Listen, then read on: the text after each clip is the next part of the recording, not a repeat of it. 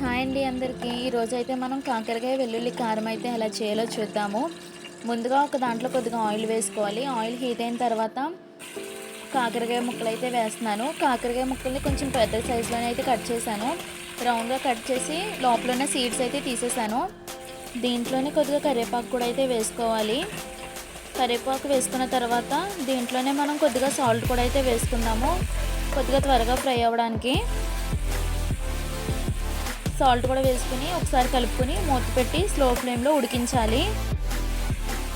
చూడండి, అప్పటికి ఇప్పటికీ కలర్ అయితే చాలా మారింది. దీంట్లోనే మనం కొద్దిగా పసుపు కూడా వేసుకుని ఒకసారి కలుపుకొని మళ్ళీ మూత పెట్టుకుని ఒక 5 నిమిషాలు అయితే ఉడికించాలి. దీంట్లోకి కాంబినేషన్గా అయితే నేను పప్పుచారు అయితే చేశాను.